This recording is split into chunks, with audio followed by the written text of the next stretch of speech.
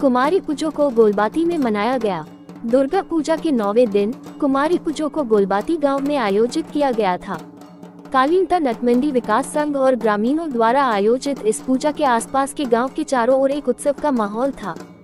सुबह से गांव के विभिन्न हिस्सों के लोग नटमंडी परिसर में एकत्र हुए। पूरा क्षेत्र कटोरा बन गया। चिल्लाना, कांस्य बेल साउंड, हवा फूलों, धूप और धोने की गंध से भर जाती है। जुलूस के माध्यम से एक कुंवारी बेटी को देवी की प्रतिकृति के रूप में मंडप में लाया गया था। प्रशंसकों ने देखा कि जय मां दुर्गा कुंवारी पर लग रहा था। सफेद वस्त्र से सजाया गया था। जब पूजा का अभ्यास शुरू हुआ तो पुजारी ने देवी के मंत्र के माध्यम से कुंवारी मां की पूजा पूरी की।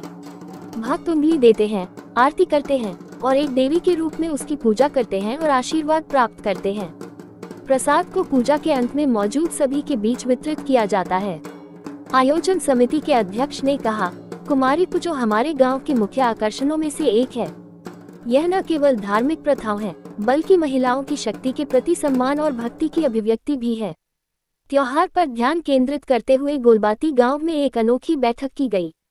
पुरुषों और महिलाओं, पुराने और शिशुओं की भागीदारी के साथ कुमारी पूजो ने भी इस साल ग्रामीण विरासत को एक नया आयाम दिया।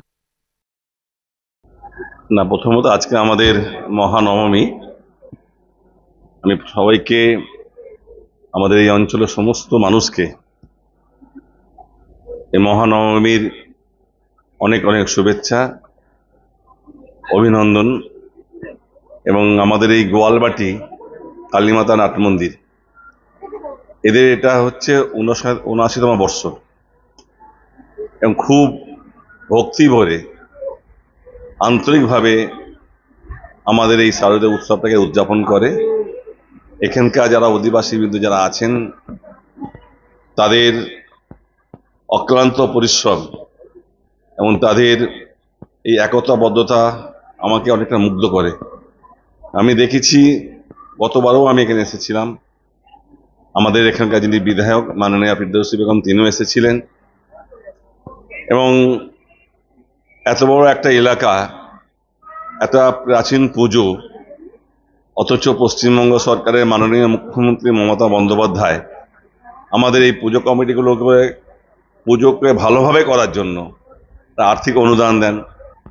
এই পুজো কমিটি কোনো এক কারণে পাচ্ছিল না। গত বছর আমার নজরে যখন ব্যাপারটা আসে, তখনই আমি এই মঞ্চের সামনে দাঁড়িয়ে, এই মায়ের সামনে দাঁড়িয়ে আমি বলেছিলাম যে আমি আপ্রাণ চেষ্টা করব যে তোমরা যাতে সরকারি অনুদানটা পেতে পারো। আর তোমরা যে পরিশ্রম করো, যে তোমরা অন্তর দিয়ে পুজোটা করো, এটা আমি খুব মুগ্ধ। এবং আমরা চাই আমাদের পশ্চিমবঙ্গ সরকারের মাননীয় মুখ্যমন্ত্রী মমতা বন্দ্যোপাধ্যায় তিনি এই পুজোগুলোকে আরো ভালো করে করার জন্য যে অনুদানটা দেয়, এরা যাতে পায় সেই ব্যবস্থা আমি নিয়েছিলাম। আমি খুবই গর্বিত যে আমাদের বিধায়ক ফিরদৌসী বেগম তিনি এবারে এই পুজোটাকেও আমাদের আর্থিক অনুদান ব্যবস্থা করে দিয়েছেন। এবং এই ক্লাব, আমাদের এই যে গোয়ালবাটি কালীমাতা নাট মন্দির, এরা এতটাই আন্তরিক, এতটা নিষ্ঠার সাথে পুজোটা করে এবং তারপর নিজেরাও এখানে একটা ভালো মন্দির তৈরি করছেন। এবং সবটাই তাদের নিজেদের গ্রামবাসীদের কন্ট্রিবিউশনে, তাদের অনুদানে তারা কিন্তু এরা তৈরি করছে। আমাদের এই ক্ষুদ্র সামর্থ্য বা আমাদের এই তাদের পাশে দাঁড়ানোটা আমরা নিশ্চিতভাবে আমরা খুবই আপ্লুত। এবং আমরা মায়ের কাছে এই প্রার্থনা করব যে মা আমাদের এই এলাকার প্রত্যেকটা মানুষ যাতে ভালো থাকে, তাদের সুখে থাকে, তাদের সমৃদ্ধিতে ভরে যায়, আমরা এই প্রার্থনা করব। কালীমাতা নাট মন্দির গোয়ালবাটি এলাকার প্রত্যেকটা মানুষ যাতে সুষ্ঠুভাবে বসবাস করতে পারে, আমাদের সেইও মায়ের কাছে প্রার্থনা থাকবেন। আমরা এই প্রায় দেখতে দেখতে পুজো প্রায় শেষ পর্যায়ে চলে এসেছে। আগামীকাল আমাদের বিজয়া দশমী, তার মানে প্রায় একটা বছর শেষ হয়ে যায়, আবার একটা বছর কিন্তু আমরা অপেক্ষা করে থাকবো। এর মধ্যে অনেক রকমভাবে আমাদের বহু আমাদের এখানকার মানুষজন আছেন যারা আজকে আমাদের মধ্যে নেই, আমরা তাদেরকে হারিয়েছি, তাদের প্রতি আমাদের সেই শ্রদ্ধা রয়েছে। আমি আশা করব যে গোয়ালবাটি কালীমাতা নাট মন্দির এই এলাকার সর্বস্ত মানুষকে একসাথে সঙ্গে নিয়ে এই এলাকার যেমন তারা মায়ের আরাধনা করেন সাথে সাথে গ্রামবাসীদেরও যাতে কল্যাণ করে, সেটা আমার অনুরোধ রইল। সবাই ভালো থাকবেন, সুস্থ থাকবেন, সবাইকে ধন্যবাদ।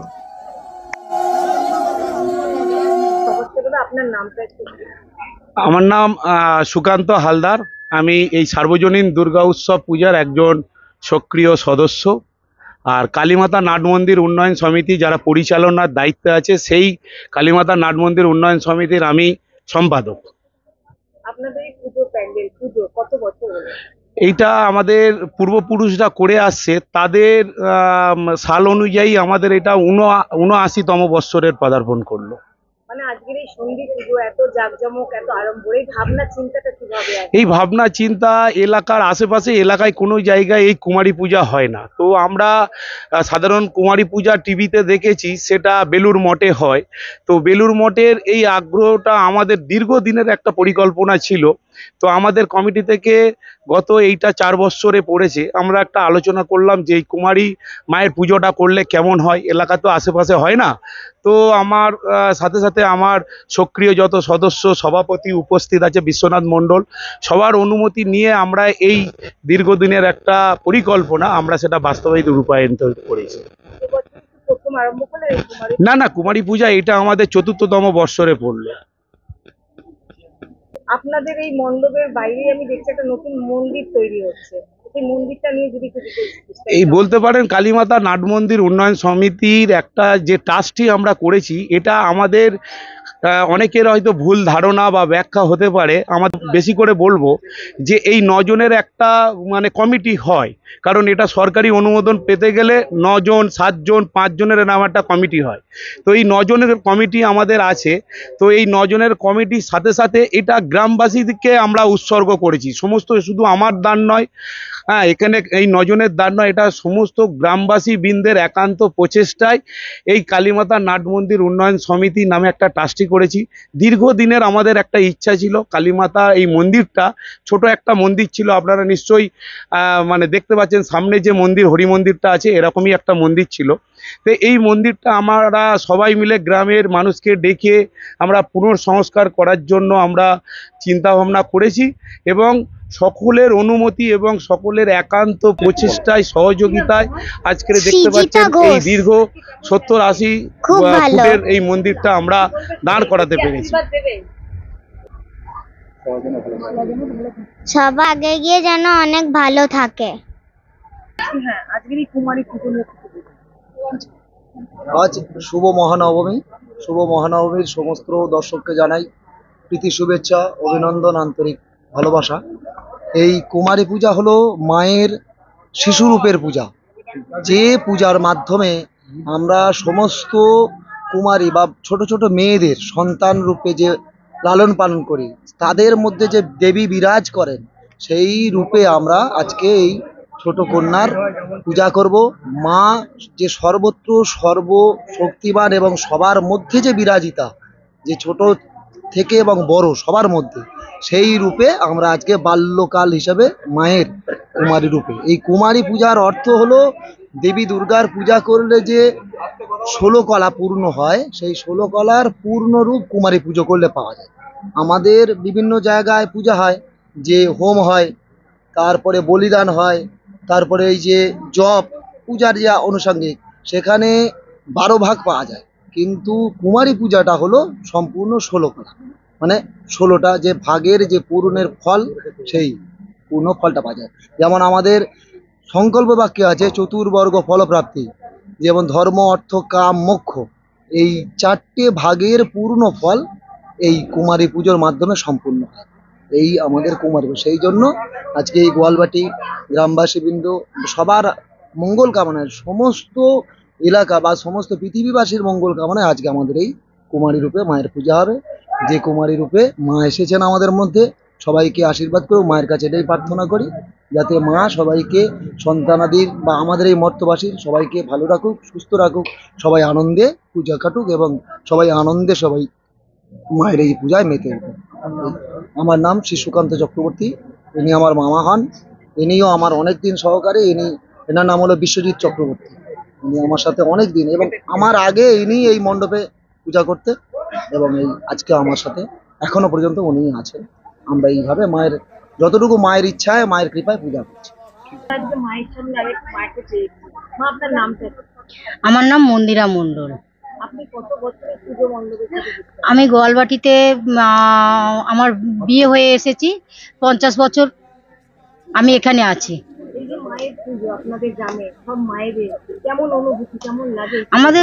আমরা খুব মেয়েরা আমরা সবাই আনন্দ করি, সবাই বহু বছর, আমি 50 বছর এসে এই পূজার সঙ্গেই যোগাযোগ আছে, সব কিছু আমরা পূজার এই সব আয়োজন করা, হ্যাঁ, সবাই দীর্ঘদিন, আমরা আগেও একজন থাকে, পরেও যারা থাকে সবাই মিলেমিশে আমরা এই পুজোর আয়োজনটা করি, এই সুন্দরভাবে পুজোটা ইয়ে করি। তা আমরা এই কুমারী মায়ের পূজাটা এই 4 বছর, দীর্ঘ 4 বছর আমরা শুরু করেছি। হ্যাঁ, ঠিক আছে দাদা।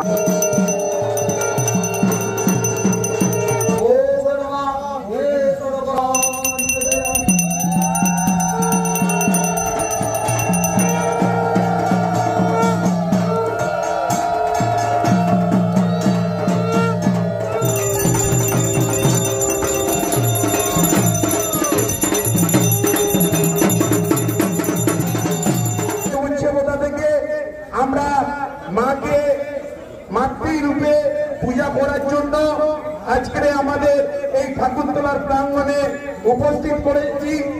আজকে আমাদের গর্বের বিষয়, যার কথা আপনাদের আমি মিডিয়ার সামনেও বলেছি এবং গোয়ালবাটি গ্রামবাসী বৃন্দের কাছে বারে বারে আমার কণ্ঠস্বর যতদূর যায় আমি চিৎকার করে বলেছি যে মানুষটার জন্য আজকে আমরা এই জায়গায় এসে পৌঁছাতে পেরেছি।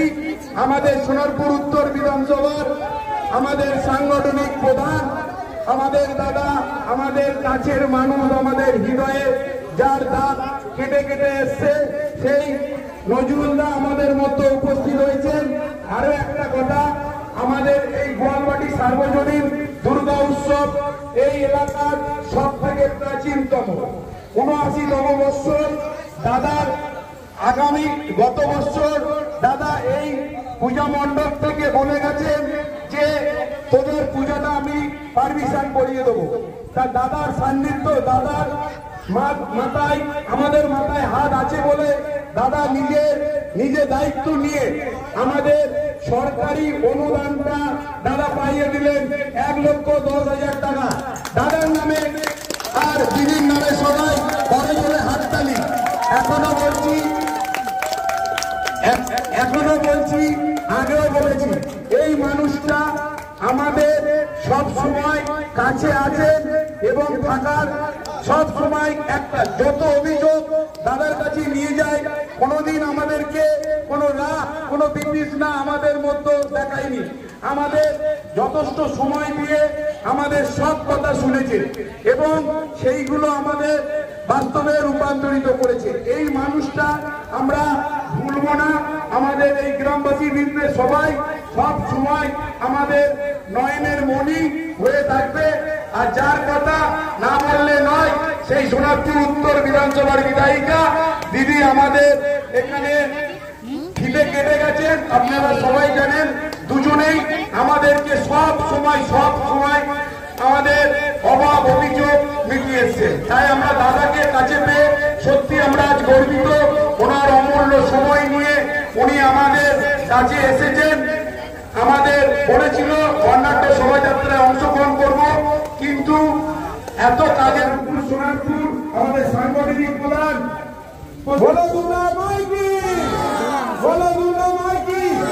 আমাদের দাদা, আমাদের গর্বের বিষয় উনি। তো আমরা সব মহিলাকে বলবো, আমাদের সব মহিলা সদস্যকে বলবো একটা দাদার সাথে পিকচার তুলে দিতে। দাদা সবসময় চায়। তো